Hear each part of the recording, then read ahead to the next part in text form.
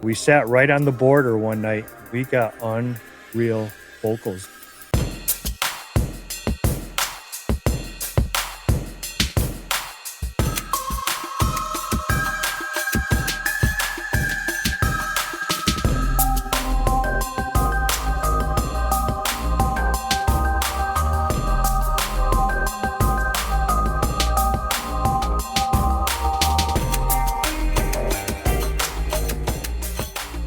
Hey everybody, and welcome to Monsters Lounge. I'm Jeni.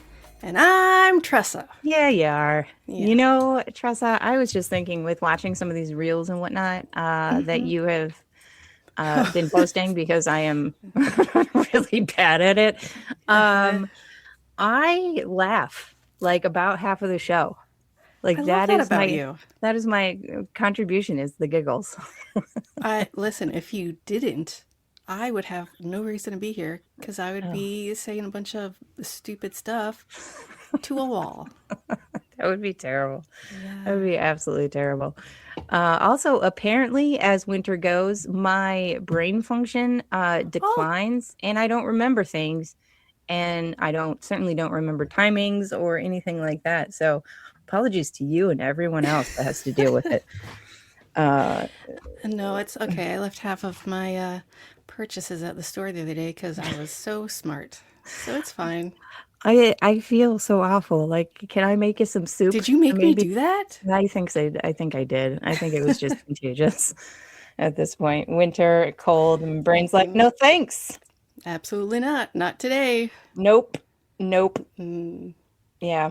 Listen, our guest tonight, actually, in a strange way, that whole brain thing is going to come in later on. The whole brain thing. The whole entire brain thing is going to come into play a little bit later. But yeah, I would like to tell you a little bit about our guest. First of all, it's a Bigfoot dude. And we love the Bigfoot dudes. We do. Absolutely. The Bigfoot folk. And he's been investigating for over 10 years, I believe. Nice. Yeah, like all over the place too. So not in one specific area.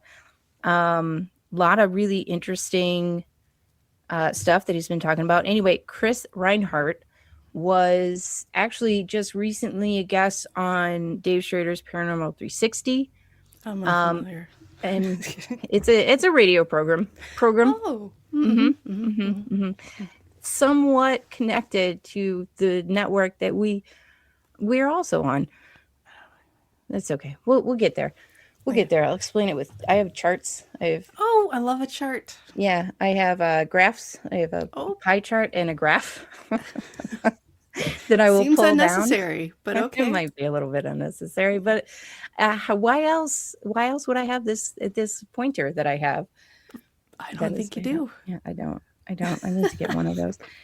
Anyway, but I digress. He's a researcher and an investigator, and he speaks, and he has his own podcast and YouTube channel, and we are going to get into that. First of all, amazingly cool name, Real American Monsters, by the way. But please help me welcome Chris. Okay. Yay. Hey, welcome. Thanks for having me, ladies. It's a pleasure to be here. Well, thank you very much for being on. We definitely appreciate it. I was kind of peeking around a little bit at your website, and this is just primarily for my own edification, because I don't think I actually ask a lot of researchers about this, but you look at a great deal of sort of the formations that you find out when you're doing investigating. I don't know how many more times I can say investigating. Searching, looking, peeking around. Hanging out in the forest. Yeah. The groovy kids in the playground. Exactly. First of all, what do you mean by like the formations?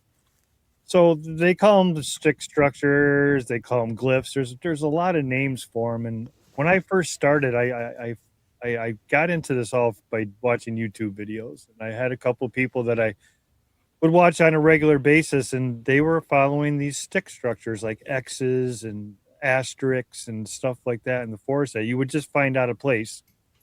So when I first started, I started paying attention to, and well, it's reported that that's what Sasquatch do. So number one, but of course, I've never seen one make one, but it has led me to them numerous times by following these stick structures.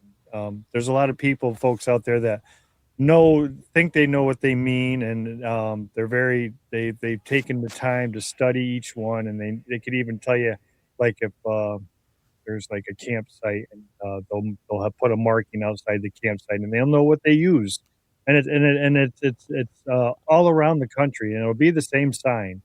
So it's kind of like a language that they leave for each other, like signs for, like, when they come through to, a Sasquatch was here, go this way. There's a campsite down there. There's a bad man with a gun up there. It's signs like that. So they're leaving signs in the forest for each other using sticks. Okay, first of all, immediately in my brain, and this is terrible, and this might be part of the winter thing, but I immediately think about like old timey hobo language, where like they left markings and whatnot of like what was exactly the same way. What was the safe area? What was exactly the same. That's just or hikers, I guess. I know, that's pretty cool. It's like, I never even thought of like that, but they did. The hobos and the trains, they used to leave each other notes and messages and signs. Yeah, so that's basically the same thing. Now it's reported, so I don't know if it's true. I personally like to follow the snaps. They snap a tree and they like twist them, and it's just not a break. It's a snap and a twist. And that's what you have to look for. And now I use that as a directional marker. So I follow those. And when I've followed them before, it's led me to interactions. And I gifted with these or traded with them for 6 years at a spot here in Northwest Connecticut. And that's how I found them, would found the stick structures. Are they the same kind of like throughout the country? Like, are they pretty standard, or are there deviations? No, they all use the same ones. It's all like an asterisk or a big X, or like the stick, like I said, the breaks with the twist, or throughout the whole country, the entire country. It's just you find them the same everywhere. That implies like they have a countrywide language, basically. Yeah. Not only that, but very intelligent. Yeah. But that they're either teaching each other, or they travel within groups, or they're communicating that in some way, right? Yeah, that's what I believe. Yeah, and there's many others that believe that too, and then there's others that don't believe it at all. I mean, it's the Bigfoot community is kind of a not a melting pot. It's kind of overflowing pot. You know what I mean? And no one can get along. But it's true of every community. Let's be real. But you have to. If you're not working together, you're never going to get any answers. So that's just the way I feel about it. So I don't care if they think they're flesh and blood or they're interdimensional or any which way you look. As long as we can talk about it and be civil about it, then okay with me. And I think we've heard that time and time again from people across the board, whether they're, like the flesh and blood, relic species sort of believers or the paranormal believers. At least some of the people that we've had on the show, the majority of them have said, well, you don't know, right? Like you can't say for 100%. Like right. You just don't. So keep an open mind about it. But I do love this idea of structures. I love it so much that I was hiking this past summer and found some trees, and they were twisted and bent over, and put a picture up, and I was like, please somebody tell me like what this is, because what I want it to be, I feel like is not. And I was led down the road of the porcupine and how certain woodland animals enjoy eating the tops of saplings, and so that's what happens. I'm assuming these are larger trees though, because I feel like that's the thing that you hear, is that the immense strength that it takes to do something like this, right?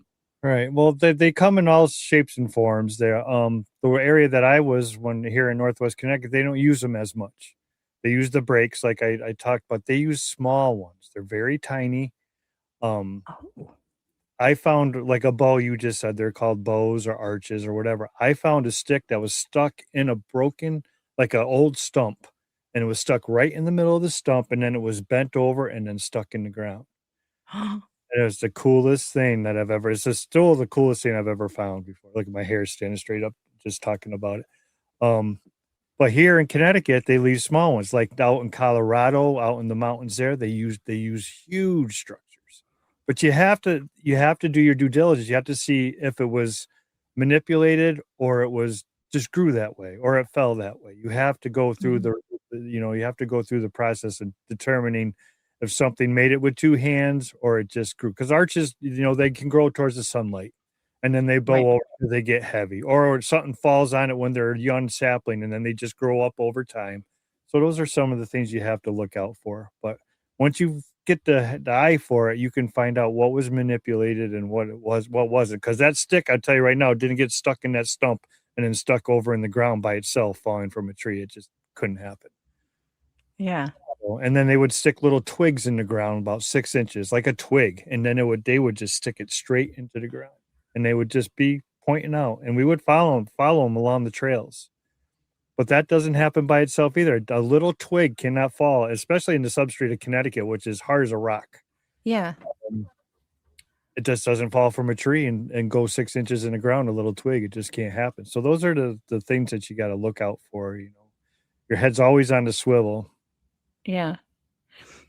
Do you have any theories on why the materials seem to differ by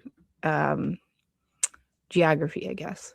Yeah, I just think it's preference, how big they are or what they use or, how big of a sign they want to leave too. They don't want everybody, following them. And what I found out in my errand, this is just my opinion. Again, I'm not the Bigfoot guru by any means. I found that the more that you pay attention to their stuff, the more they know that you're paying attention to their stuff. And then the more they will interact with you. I mean, I've gotten quartz stones and quartz crystal rocks and raven feathers and all this stuff left for us. It was pretty disgusting, but I had a coyote leg left at my back door, freshly ripped off the dog. I mean, That's good eating. I love I feel like we hear that from every branch of the paranormal. Once they know you're paying attention, or once you try to pay attention, that's when they let you know that you're paying attention. Yeah, I I agree. think that's really cool. Yeah, I like that. That's a lot better than like the thoughts. I was like, oh, that's nice. They're bringing you a snack. I don't, what? Like, yeah. let's go with what Tressa was talking about. It's like a bird. Yeah. I mean, a cat. Cat. Oh, So the area, yeah, it's documented rabbit head. I mean, I don't want to get into all the gory details, but it's noted that they leave presents like that in the habituation areas of people that are gifting with them or trading with them. They bring that to you to trade. Mine loved peanut butter and loved red delicious apples. Whoa. Hated Granny Smith apples. Hated them. Okay. They would sit in the tree and rot. Okay. That I understand. I get that. The red delicious apple is a sweeter apple. The Granny Smith and mealy. those are for pies. How do they feel about a good Honeycrisp? We tried them all, and red delicious was their favorite. We wouldn't even have to. We would pierce them in the trees. Yeah. And leave them up high, and you would figured a deer would come in and eat the apples. We never saw any other wildlife in the area that we were trading with them, ever. And like I said, if a Granny Smith apple was in a tree, a deer is going to come in there and munch on that thing instantly if it could. Right. It never came in. They would literally rot in the tree branch and fall off the ground. But red delicious, that's a garbage apple. Like gross. Mealy. Ugh. It has its place, but it is a mealy apple. But if you that was have their that, favorite. And after a while, we just put them in bags. We left it in the whole bag, and they would take the whole bag. They're gatherers. This is another thing we learned over 6 years of time. They didn't come to eat. they took everything they could, and they would. I gave them hundreds of jars of peanut butter in 6 years, hundreds of jars. We never found but two. Never found but two of them. You gotta That do was something to right. make that red delicious palatable. Okay, I'll shut up. Really intense dislike for the red delicious. I understand. I tell you another thing they hated was hot dogs. Really? Oh my God. Ever take a hot dog. Ever. They would just sit there. They would never take them. Ever. I listen, of all things they would never ever take, hot dog was not on the top of my list. Yeah. Well, we tried to rule out, other animals would come in and eat hot dogs. A bear, we have a lot of bears here in Connecticut. They probably put them in their picnic baskets. Right, yeah, no, picnic, yeah. They would boo-boo. Hot dogs. Not a Because hot they're dog. Never touch it. because those are delicious. But I love this idea that they're gatherers, right? Mm-hmm. We would Because have I think about field of. Oh, sorry. Go ahead. no, I was just thinking about all the indigenous stories that I've heard of them sort of taking food from the tribe. They're always taking and leaving. It's not like they discover one that just like mawing down on food right then and there, but that's interesting. Yeah, we would have fields of mushrooms, like a whole field of mushrooms we would find one day in that spot. And then the next day we would come and all the mushrooms would be gone. Every single one of them gone. Just wiped right out. Oh, wow. It was the coolest part. It was the coolest time of my life for those 6 years when this was all going on. But the property sold and we couldn't go back in there. They were following the last year. They were following us, knocking on trees 10 feet in back of us, letting us know they were right there.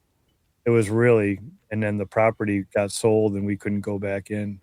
It was very heartbreaking. Yeah. But, When you were doing these trades, did you always keep it kind of on a food basis, or were there other things that you used? they loved the old 70s like little plastic dinosaur toys. Adorable.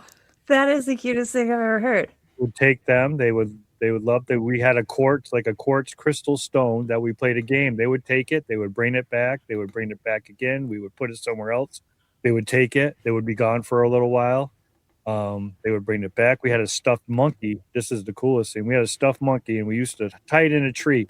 But we didn't just tie it in the tree. We put it over a branch like 20 feet high, and we tied its arms over the branch. So the only way to take it off the branch, we always challenged, to show people that it was taking hands to do what they were doing. Either had to untie the hands to take it off the branch or lift it up over the branch with its arms tied. How do you think we always found it? Untied? Nope. Oh. 20-foot branch still tied on the ground. Yeah. So they took that one time. We called it the guy's property that we were at. His name was Larry, and we called it Larry's monkey. All right, you guys can go if you want to go. No comment. Thank you. Thank you I appreciate you getting to know us in a very short period of time. But they took it and they brought it back a year later the same week. Aww. I love that they looked, kept it. Now, if you took a stuffed animal in the New England area for a whole year, what would you figure that would look like when it came back? It'd be absolutely disgusting. Demolished. Yeah. It would be matted. It would be moist. It would be moldy. It would be gross. It was beautiful shape. It was well taken care of. It only had one rip in it. I have it here in my office. One little rip. And that one little rip they crammed with termites, so you should probably watch out for that. They also have a sense of humor, so very funny pranksters. Yep. After a whole year, that thing came back, and that's just that went on for a while. It was just games like that. They would leave. Larry had a wood burning stove, boiler at his house that's how he got his heat in the winter. He would go out there and then he'd go to work in his truck. And when he would go out there, he would find a raven feather at that place, or he would find a raven feather at his car door. They would leave that for him because they knew he would see it because that's where he was every day. They would leave little pieces of white birch for him in his woodshed. And he didn't burn white birch. And we would find it along the trails up there and everything. We recently went back there because we're doing a little documentary on the Winston Wildman where I'm from. And we sat right on the border one night and we got unreal vocals. They came in again, just like they were when we were there. They're still there, 10 feet, 30, like maybe 30 feet in back of us, and knocked right on the tree, just like they were doing. And then we got really cold that night and we left the recorders in the trees and we got unreal vocals. Like they were howling and there was like almost like a fight, it sounded like. And it's all been vetted. It's going to be coming out, but it was pretty cool. I never in 11 years heard that up there, and it was awesome to catch. But so they're still there. Oh, that's amazing.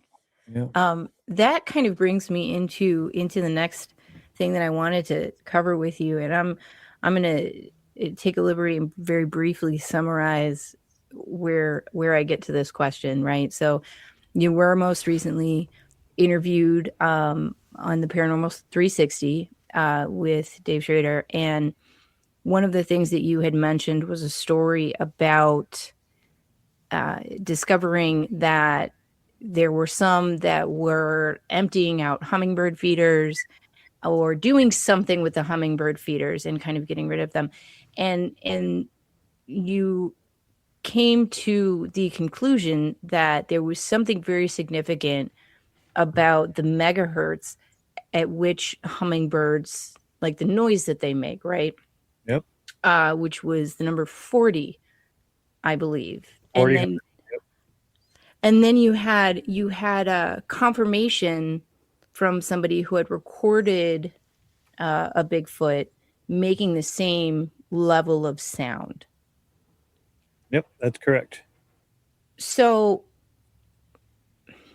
sound seems to be like this really cool little interesting part about like Bigfoot investigation. You know, we hear about them like possibly having the capability of infrasound and being able to sort of use that to stun or to defend themselves or what have you. But this was really cool to me because 40 is the number that they use or they recommend, or they're doing studies on like Alzheimer's repair with it, but it's a brainwave. It affects gamma brainwaves. Yeah. 100% right. So what kind of coincidence can you, or not coincidence, but what kind of connection can you draw here, or have you drawn? Real quick, I wanted to set you up so you could lay all that out, but we got to go to a break, and then we'll hear that answer. There you go. Have you been feeling called to explore your intuitive gifts and deepen your spiritual practice? Then Pathways to Spirit was created for you. Sarah Lemos has been teaching Pathways to Spirit for over 16 years. And in that time, she's watched hundreds of students grow into their gifts with confidence and clarity. This isn't just about learning tools. It's about understanding how your energy works and how to use it with intention. Over 6 months, you'll learn about your own intuitive abilities and how they show up, along with many esoteric tools and practices to help explore your potential. But this course is about more than just learning. It's about embracing your sensitivity and living your best life. Register now at mediumsarahlemos.com. It's time to uncover your gifts and abilities. Are you ready to join this extraordinary journey? All right, let's go. All right. I lost where we were. No, that's okay. We were going into the 40 megahertz and the sound and how that plays into investigations and whatnot. All right. So a lot of folks, when they get into this, you know, investigating or researching, whatever they do is out in the woods, knocking on trees and trying to get reactions. And myself, I'm looking outside the box, because when I first started, I thought these were flesh and blood creatures, and they are flesh and blood when they're here. I think they're an interdimensional creature. I think they come and go. I think they have that ability. That could be a whole nother show why I think that. But the frequency, as you guys know, in the paranormal world and all that, the frequencies open doors. It's a vibrational thing. It's it's a light thing. It's all together. And so why not the Sasquatch? Why can't you find footprints here and there, just one footprint? Could that be a residual haunt? Could that be a Neanderthal or something from years ago stepping in that one spot every 10 years and someone's finding it? It could, it's opened up the paranormal. Nobody really, they call it the woo on this in Bigfoot world. That's what they call it. And the only woo I know is Ric Flair, woo. That's the only woo I know.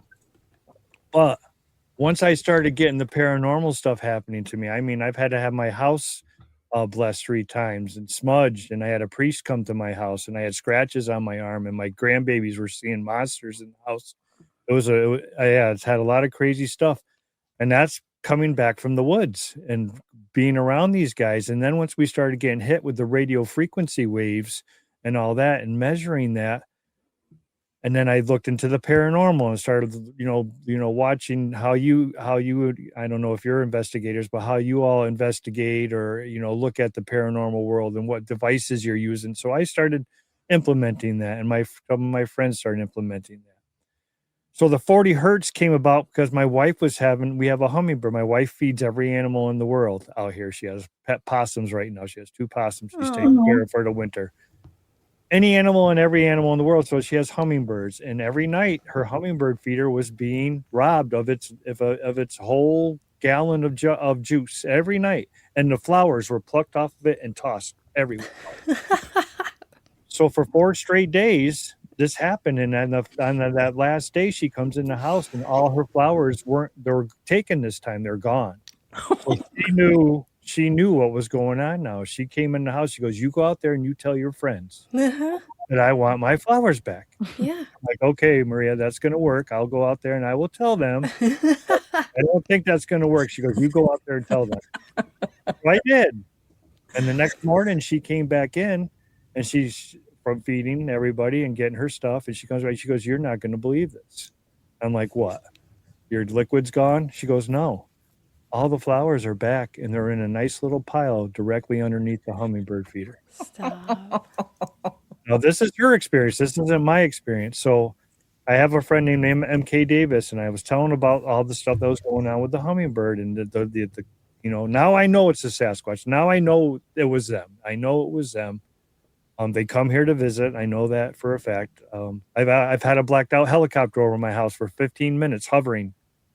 Just blacked out, no lights on. Yeah, just hovering. Why this was going on. That night when the little pile was left, that same night, a blacked out helicopter was over here, and then the Sasquatch stuff stopped.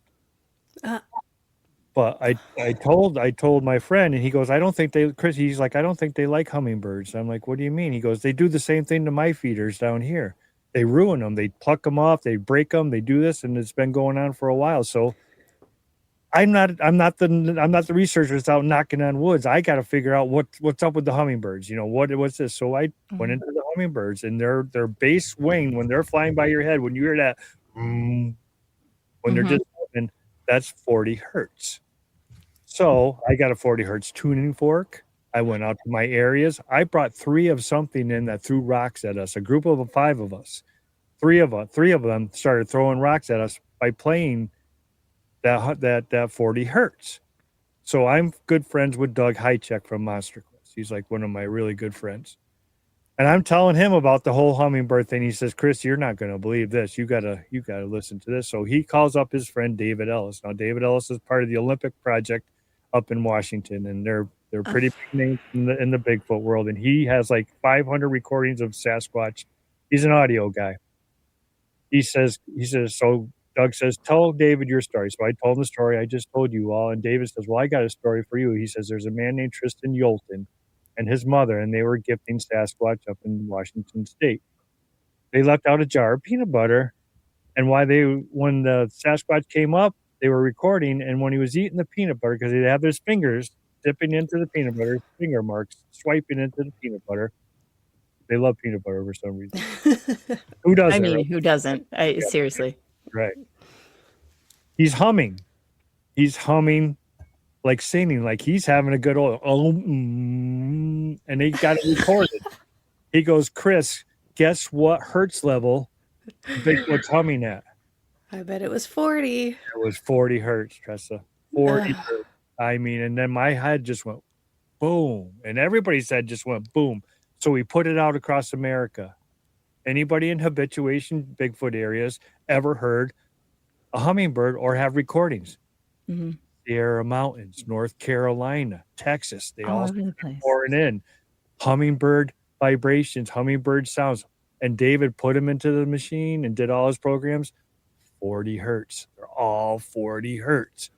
So is the Bigfoot doing 40 hertz? We don't know, but there's so many theories out there. I have a friend named Kumbo Baker, and he's down in Alabama, and he's pretty known guy in Bigfoot world. He thinks the 40 hertz is the little ones because they can't do infrasound yet. Oh, that's adorable.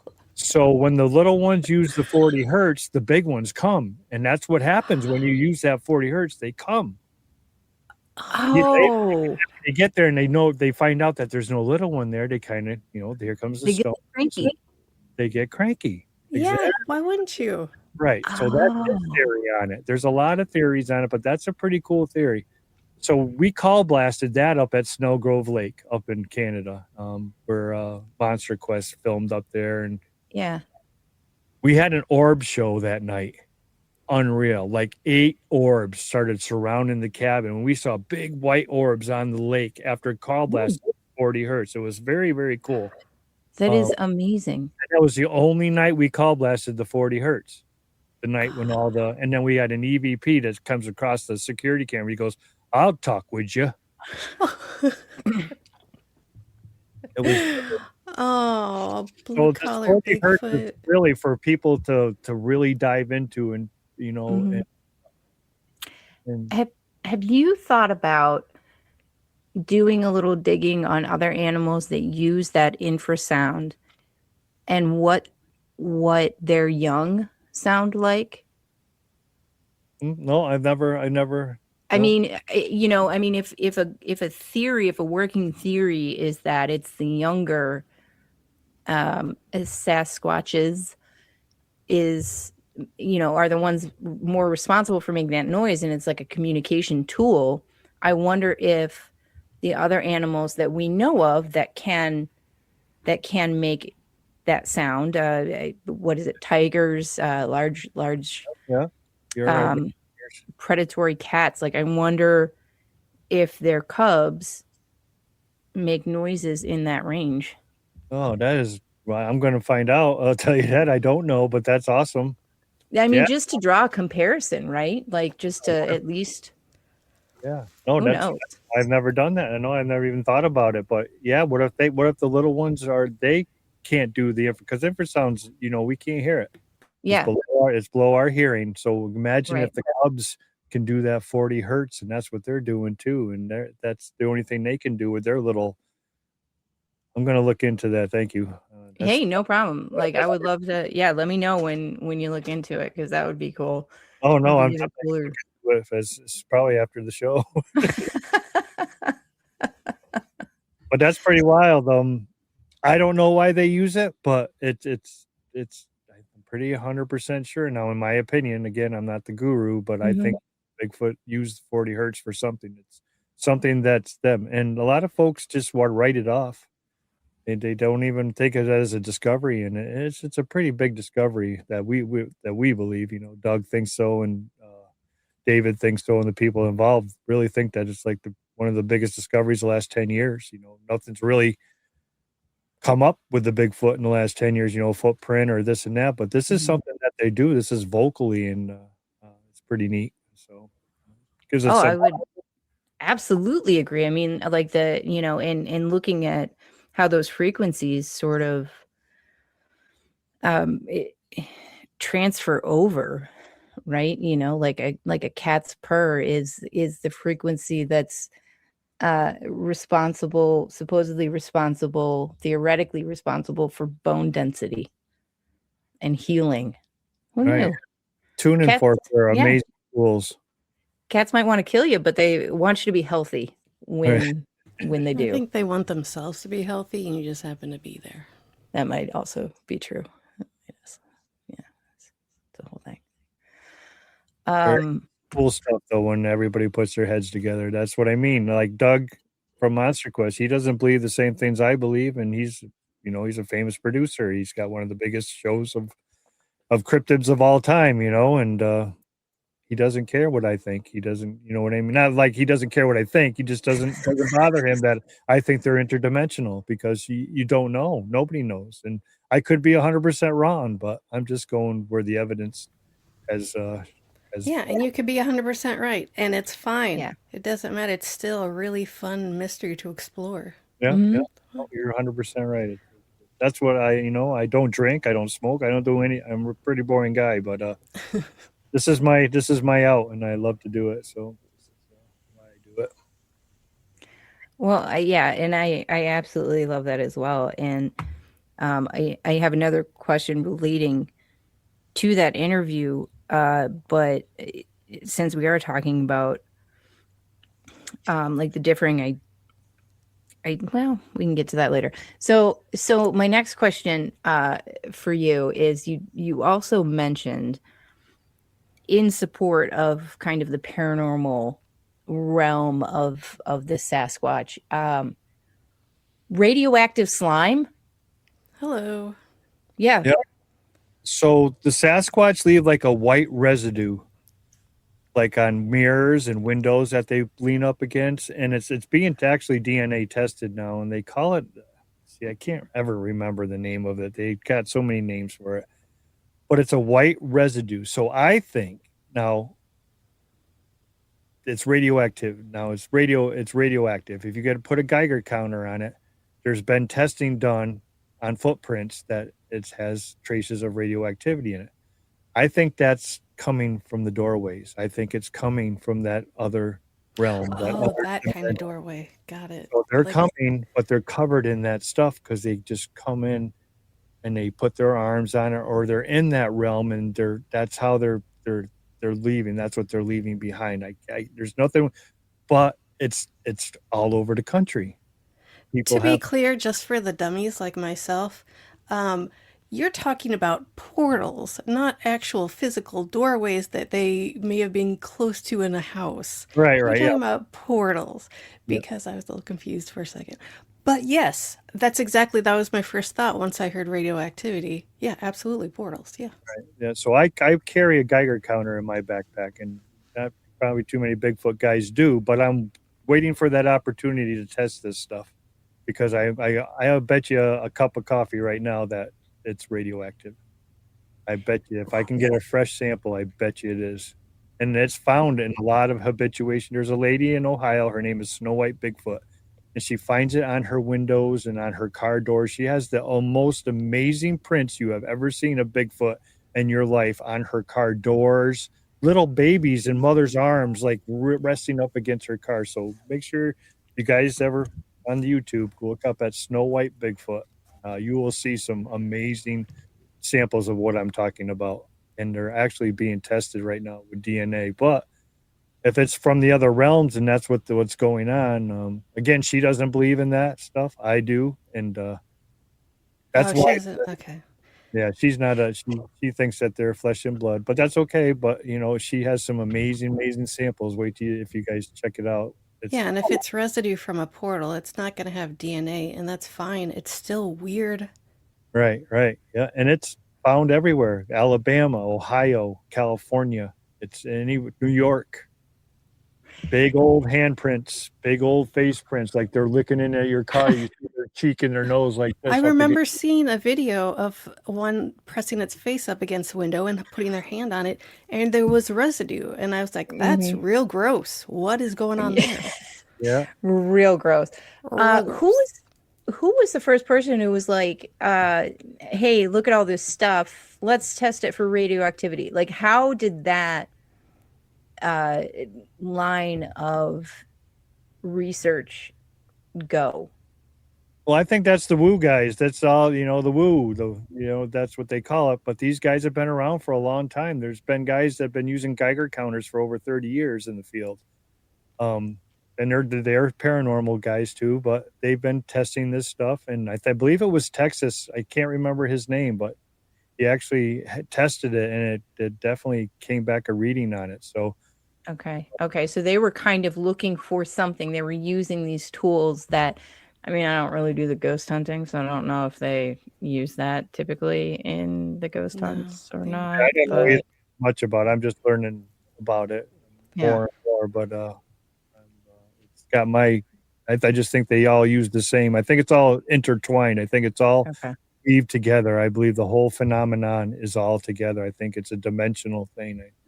I think the Sasquatch come here to feed. I think in their dimension they cannot eat. I think to keep their energy levels to be here, they have to eat to keep that form. And then when they go back, because they're not the hide and seek champions of the world. I don't care what anybody says. If you're 10 feet tall and weigh 800 pounds, someone's going to see you if you come out and go hunting anywhere. There's cameras everywhere. There's people everywhere now. But there are remote areas that they can, but I don't think you have to look too hard or too very far to have a Sasquatch interaction, in my opinion. Okay. I'm still fascinated with the idea that somebody was like, oh, I don't know. I just really enjoy the idea that somebody's just wandering around out there with a Geiger counter. Yeah, no, some of the tools that they're using, we're using EMF detectors now. I'm going full spectrum this year. I'm getting a super zoom camera that's full spectrum, so I can go 300 yards with a full spectrum camera, and I think that's how they traveled. There's a lady, Barb Shoop, up in Washington State that caught a cloaker. It looks like the Predator. Have you ever Oh, seen I saw that video. Yeah, that was in Flash of Beauty? Flash of Beauty. Yeah, I loved those documentaries. I loved that they separated them out and gave Yeah, due sorry, go ahead. respect. I'm sorry, I get all wound up and No, totally. She's really cool. yeah, no, Barbara's a very nice. She just came out with a book, just wrote a book. So I don't know if I have it down here. I might. I don't know. I don't remember the name of it right offhand, but she's a great lady. But the like you saw Flash of Beauty, the producer from Predator or the special effect guy from Predator looked at it, and he's like, there's no way she could fake that with the camera she was using. It's 100% real. And then the guy from Skinwalker Ranch there, the head guy at the I don't know their names. I don't really watch the show, but he reviewed it and he's amazed by it. I mean, Yeah. I just think that's what they are. I think they're a dimensional being. I think they come and go. And again, Love that. For everybody who doesn't know what we're talking about, go out and watch those documentaries. There are two of them, Flash of Beauty. The first one is just the flesh and blood, sort of concentrating on that idea of Bigfoot. And then the second one, that's actually Flash of Beauty, paranormal Bigfoot, I think.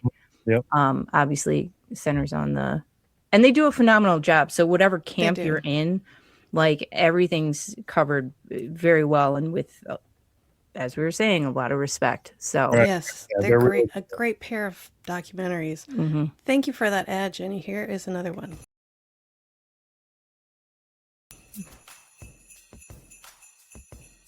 Oh, hey, Tressa. Jeni? Oh, I'm just reading my book by international TV sensation, Dave Schrader. I'm reading the book, too. I don't remember the name of it or who wrote it, but yeah. There, I like your shirt. You? I got it on monstersloungepodcast.com. You've got a great shirt, too. Oh, this? That's so weird. I got it at monstersloungepodcast.com, too. They have really great stuff. A full variety. I know, right? They have everything. Shirts. Tote bags. Clutches. A phone case, I think. It's the best.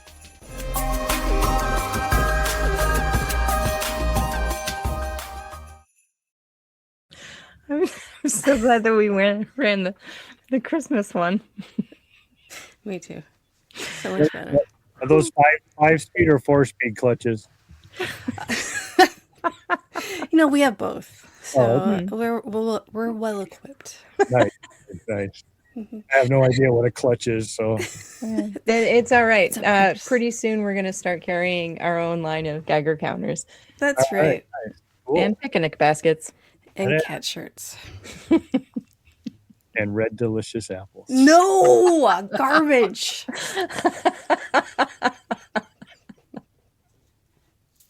Okay, can I just say that I love the fact that they love peanut butter? Like, it's such a helpful tip for me. I always kind of thought, you know what they would really appreciate is like blueberry muffins, right? Like a nice baked good, but peanut butter. Cartoonish.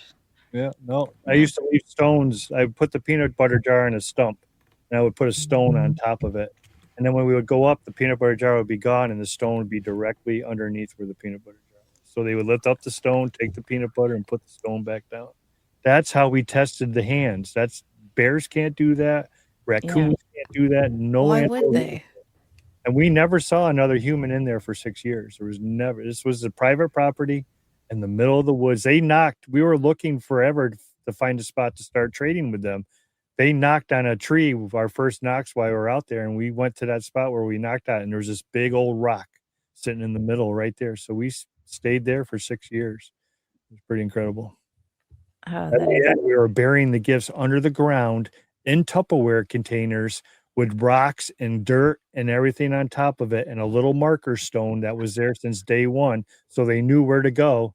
And we would come back, and everything would be off the hole. The Tupperware lid would be popped, and the peanut butter and the apples and everything would just be gone. And they would leave it for the next time. Now, did you cut the apples like you were making a little lunch for a grade schooler? Oh, May no. I suggest celery with peanut butter and raisins on it? Little ants on a, it's on a log. Yeah. Mhm. Oh, caramel apples. Oh, yeah, that's Oh, good stuff. Yeah, smart. But it was a pretty amazing time. I'm so amazed by some of this and so entertained with other aspects of it that my brain can't quite keep up if I want to ask very serious questions or not. No, I know it's hard to take it all in. It's just Mhm. not an everyday situation that that you're trading with something that's Yeah. be around. Now I think that a lot of times people will have questions of when you find something along, and I know for sure that Dave did, when you find things, are you trying to DNA test anything? But I feel like I know for a long time I did, and I feel like a lot of people out in the world kind of think that you can just send off something to be DNA tested as if it were like 23andMe sort of. But can you kind of go over like how difficult it is to sometimes get some of these things tested? Because I think that's a big question. Well, number one, you got to all the DNA. You can't go up to them and say, "Listen, I have Bigfoot. I want you to test Bigfoot stuff," because they're not going to take you seriously from right off the bat because science doesn't believe in Bigfoot.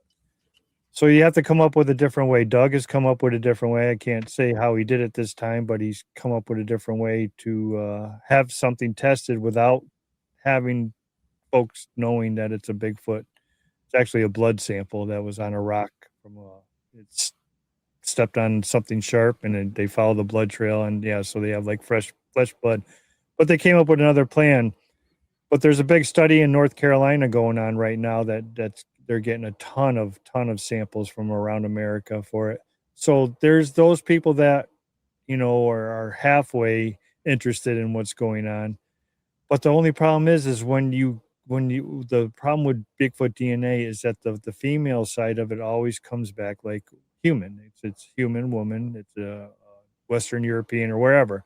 But the male side always comes back as unidentifiable. Always.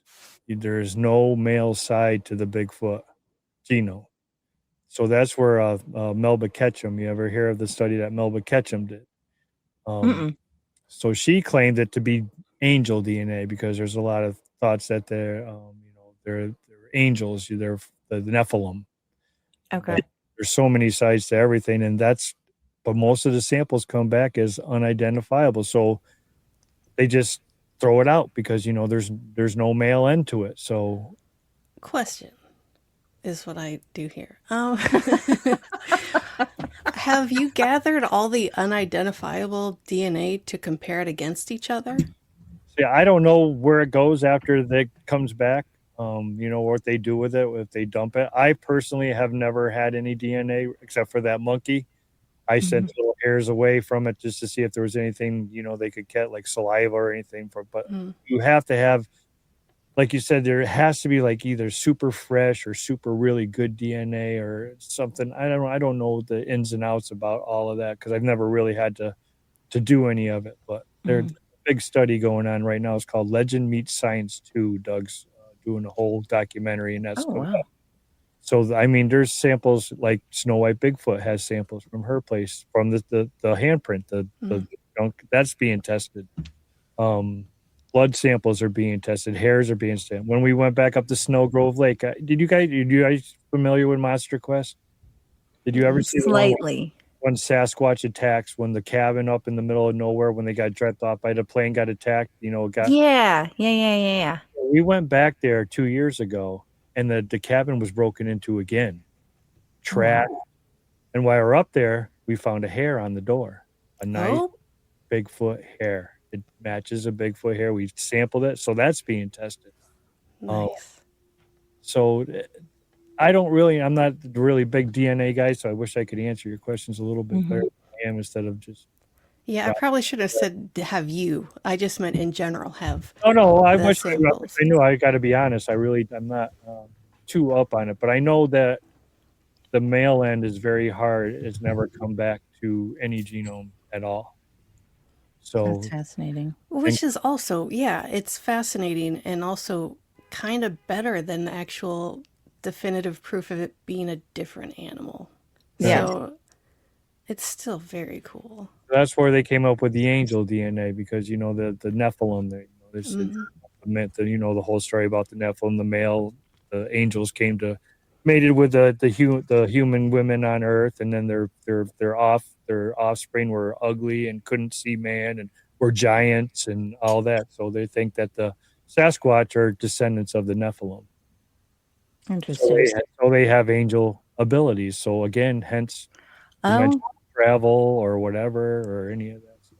The thing I think is really neat about that is it questions what ancient people thought the Nephilim actually were. Yeah. Or angels in general. Yeah. That's really an interesting rabbit hole to go down to. Again, that's not my field. I could be a little off on what I'm telling you, but I know a little bit about it, but that's not my route. Right. I don't do the Nephilim side of it. I think they're a space monkey. That's what I think. I think they can travel interdimensionally. I think they're alien. That's what I think. Space monkey. I like the term space monkey because it just a lot. It really, it covers so many, right? Like there's so many random theories about like the descendants of apes, and it fits right in there with like water ape, which is one of my favorite theories For ever mermaids? because it's just wild and it's just cool. And also it involves monkeys jumping back into the water and like, see you guys later, we're out. No bills in the water. There's no bills for them. No, they don't have them. Maybe they do. I don't know anything about a monkey society. Maybe maybe that's what's going on. Maybe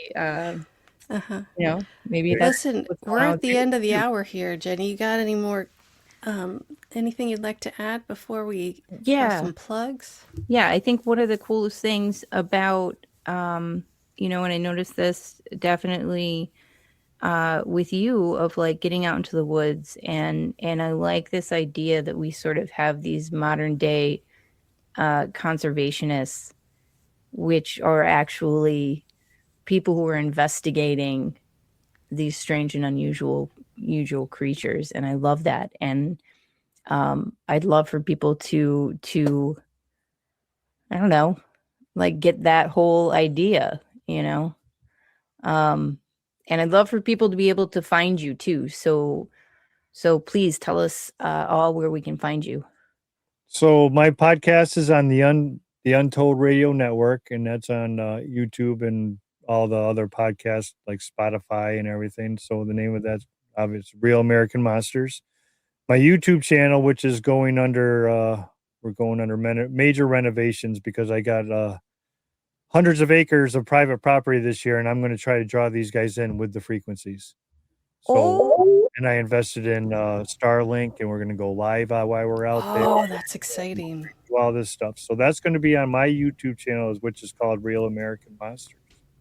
Nice. I have a private group on Facebook, which is part of Real American Monsters. So if you want to join, just say you guys seen me on here, and you'll be welcomed in. And my website is being shut down at the moment. That's going to be being reconstructed too, because we're switching everything over to Real American Monsters from the old site, because this is all brand new stuff, and got new toys to play with this year, and we're going to see if we can draw them in, bring them into this area with the frequencies. Nice. That's really exciting. Very cool. Yeah, Yes. very, very cool. Well, thank you so much for joining us. This has been educational. Yeah, it's been a delight. Yeah. It's been a really good time. Thank you for having me. It's a great show. I will recommend it to others too, and Thank you. appreciate it. We'll make sure you get your basket of red apples, red delicious apples within the week. With a handwritten note from Tressa saying boo. Gross. Thumbs down. Well, Not you, the apples. hopefully we can get that going again. Yes, please. I need them to try all of them. Yeah, really yeah. do. Put out a board, just a table with like yes or no. Pulling for the Honeycrisp, man. Those Right, things it's are- the best apple. truly. I like Chris. No, I like them too, but they didn't. That was their favorites. I don't know why. I really want to see Savages. this baked goods thing take off too. Maybe they like the Granny Smith apples in a pie. All right, we'll try it. Okay. Anyway, hey, thanks again for joining us. Everybody else, hey, you can find a bunch of our junk on our website, monstersonpodcast.com. Our merch, other stuff that we do, you can email us there, and some other stuff. So once again, thanks for visiting the Monsters Lounge.